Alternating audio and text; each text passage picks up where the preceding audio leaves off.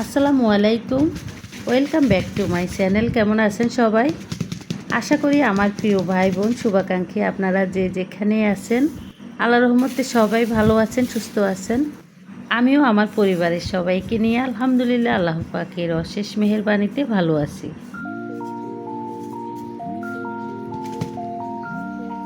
যাই হোক, বরাবরের মতো আবারও ফিরে আসলাম নিত্যদিনের আমার ঘরোয়া কাজকর্ম, রান্নাবান্নার আর একটি ছোট্ট ভিডিও নিয়ে।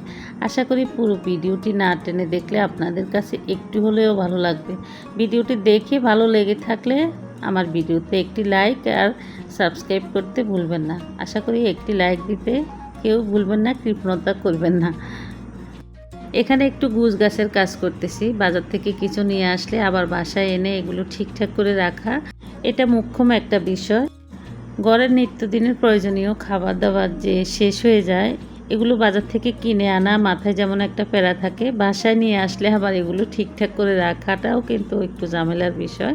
তো কি করব, এগুলোই তো আমাদের নিত্যদিনের কাজ, সংসারে ঘরোয়া কাজকর্ম। এই তো এগুলো নিয়ে আমরা বেঁচে আছি, বেঁচে থাকবো। তো সকালে নাস্তা খাওয়া শেষ করে দেখলেনই তো কিছু টুকটাক কাজ করলাম, গোছ গাছের কাজ আর কি। তো এখানে আবার একটু কাজ করতেছি। এই যে আমার রুমের বেডরুমের আর কি ড্রেসিং টেবিলের উপরে একটু ময়লা হয়েছে। সবসময় প্রত্যেক দিনে কিন্তু ঝাড়া মোছা হয়, তবু সামনে দিয়ে, কিন্তু এগুলো সরিয়ে প্রত্যেক দিন তো আসলে ঝাড়া মোছা করা সম্ভব থাকে না, সময়ের অভাবে হয় না।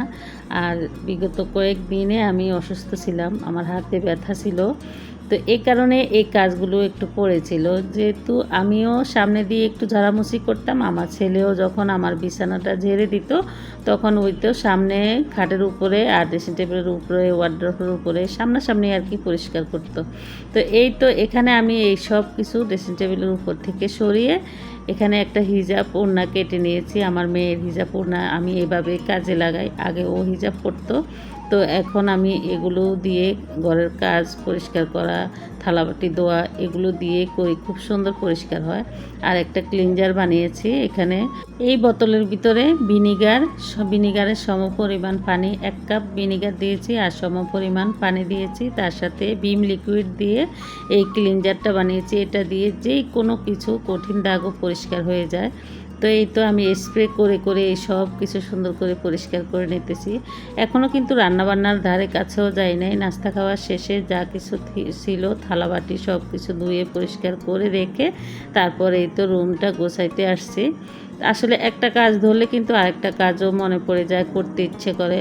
তো অনেক দিন আমি অসুস্থ থাকার কারণে আমার ঘরে অনেক কাজে অপরিষ্কার হয়ে আছে, তো আমি আস্তে আস্তে ঠিকঠাক করতেছি। যেহেতু আমার হাত আগের থেকে একটু নর্মাল হয়ে আসতেছে, তো আমিও আগের মতো ঘরের পরিষ্কার পরিচ্ছন্নতা কাজে মনোযোগ দিতেছি। তো এই তো ড্রেসিং টেবিলটা সুন্দর করে মুছে তারপর একটা টিস্যুতে একটু তেল নিয়েছি, সরিষার তেল দিলেও হয়, এখানে আমি একটু নারকেল তেল দিয়ে কাঠের উপরে এইভাবে একটু বার্নিশের কাজ করতেছি, দেখতে সুন্দর লাগে, গ্লেজ উঠে আসে।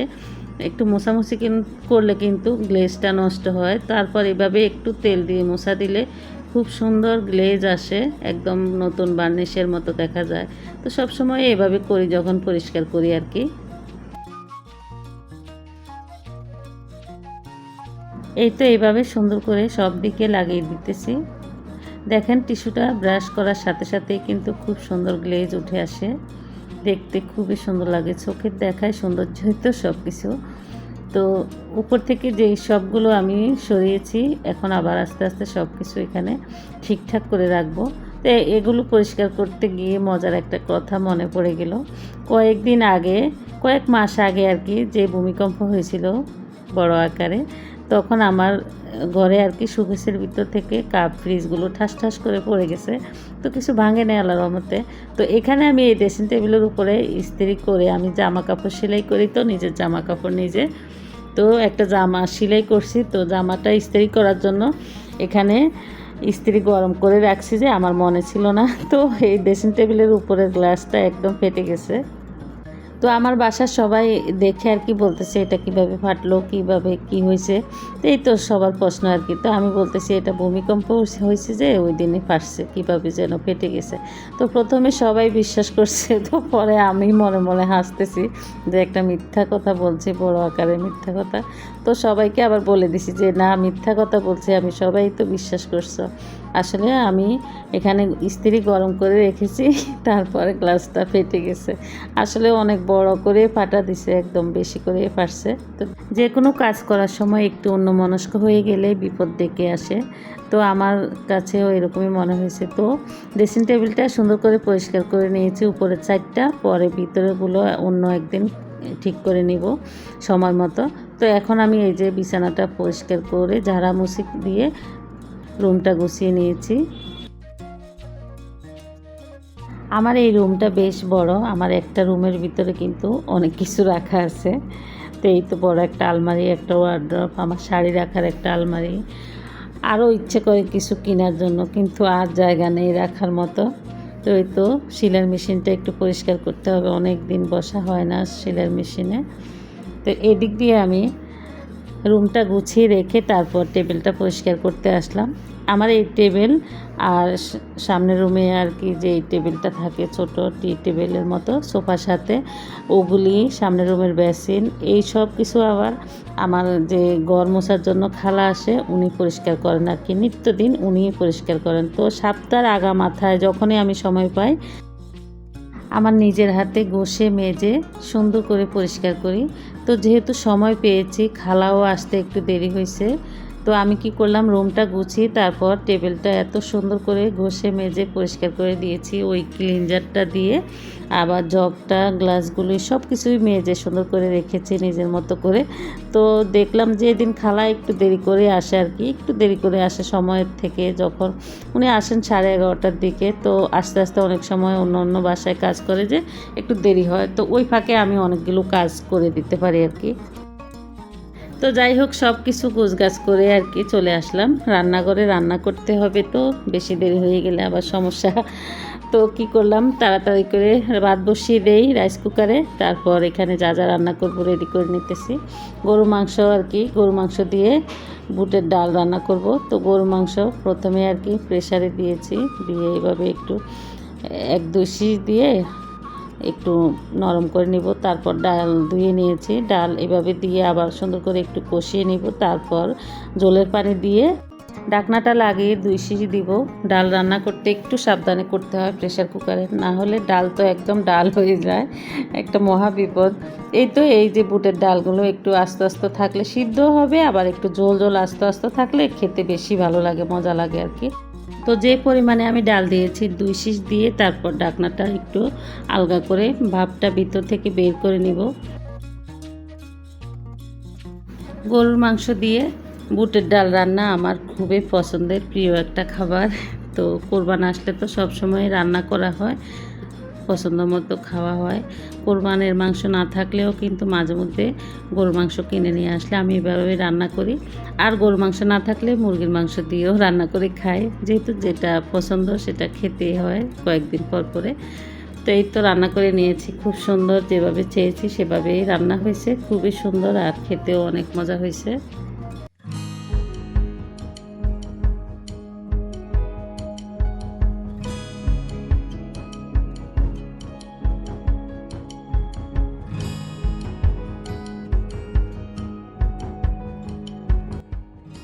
তো দুপুরে খাওয়া দাওয়া শেষে তো বিকেলে কিছু না কিছু তো খেতেই হয়। তো এক এক দিন আবার একটু আগেও খাওয়া হয়, মাঝে মধ্যে আর কি একটু আগে খাওয়া হয়, তা না হলে নিয়ম করে মাগরিবের নামাজের পরেই খাওয়া হয়।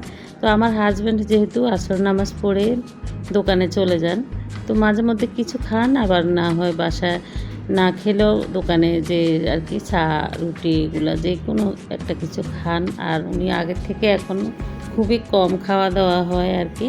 তো উনি চলে যাবেন, ওনাকে আর আমার ছোট ছেলে পিউ করতে যাবে। ওদের বাপ ছেলে দুইজনকে তাড়াহুড়ো করে ফ্রেঞ্চ ফ্রাই আর চিকেন ভেজে দিয়েছি। ওরা খেয়ে যে যার কাজে চলে গেছে। তো বাসায় আমরা আছি, আবার আমার ছোট ছেলে পিও এসেও খাবে, আমার বৌমা, আমার বড় ছেলে, ওরাও মাগরিবের নামাজের আগে পরেই চলে আসে। তো আমি মাগরিবের নামাজ পড়ে তারপর এই তো বাকি যেগুলো ছিল চিকেন আর ফ্রেঞ্চ ফ্রাই এগুলো সব ভেজে নিয়েছি খাওয়ার জন্য।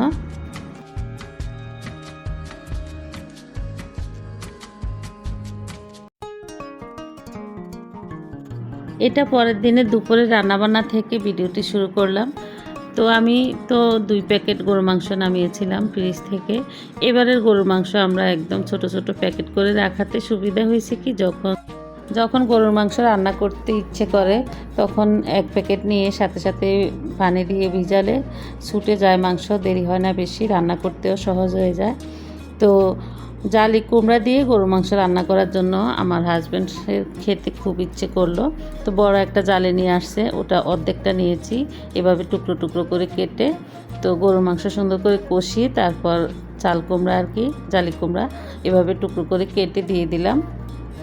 আর একটু মাংস নিয়েছি গরুর মাংসের ভর্তা বানানোর জন্য। এই তো জালি কুমড়া মাংসের সাথে এভাবে সুন্দর করে কষিয়ে তারপর জলের পানি দিয়ে দিব।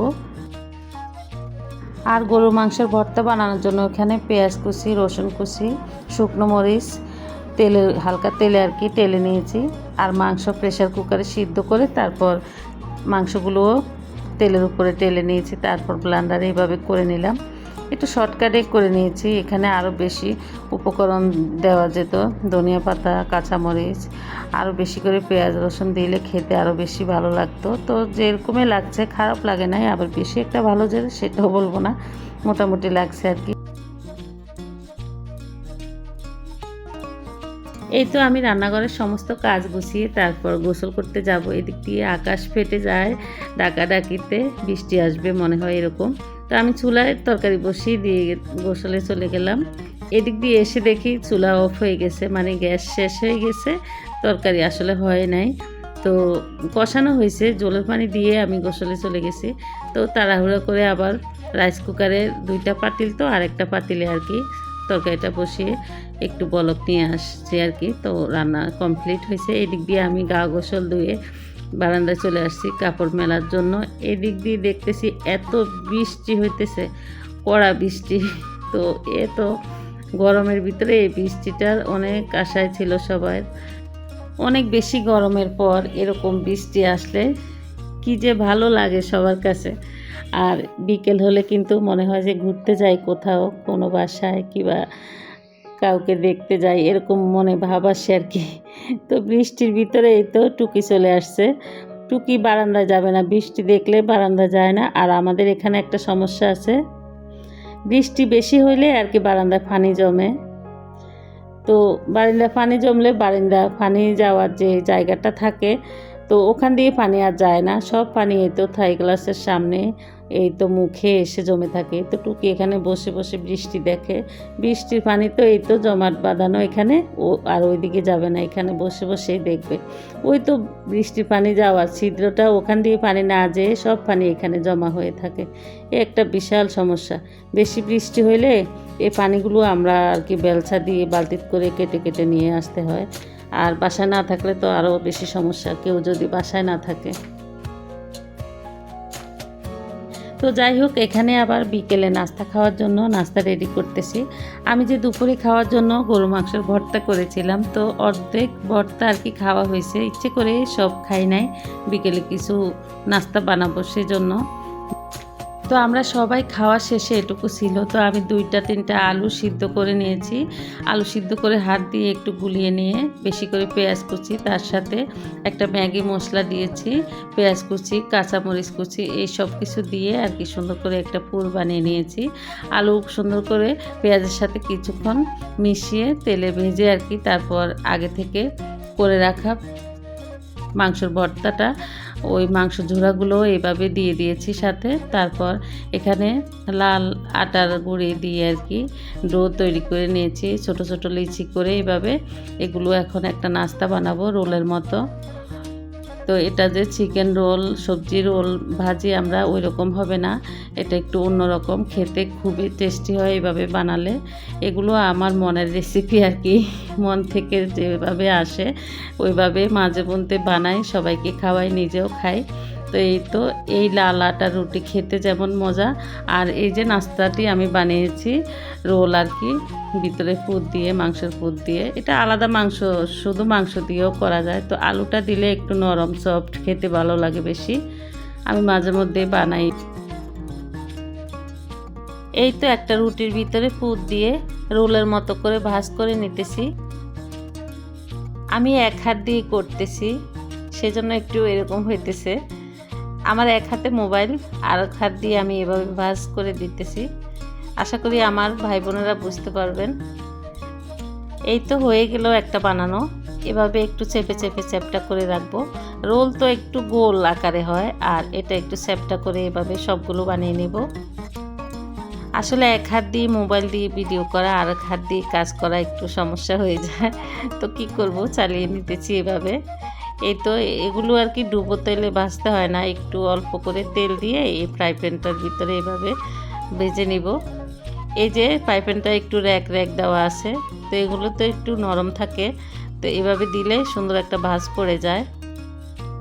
বেশি ডুবো তেলেও ভাজতে হয় না, চুলার আঁচ একটু কমিয়ে রেখে অল্প তেলে এভাবে ঘুরিয়ে ঘুরিয়ে এপাশ ওপাশ করে ভেজে নিলে সুন্দর একটা বিকেলের নাস্তা হয়ে যায়।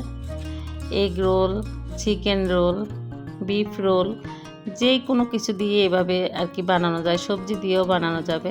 তো আমি যতবারে বানিয়েছি সাদা আটা দিয়ে বানিয়েছিলাম, ময়দা না, আটা দিয়ে বানিয়েছিলাম। তো এবারে লাল আটা দিয়ে বানাইতেছি।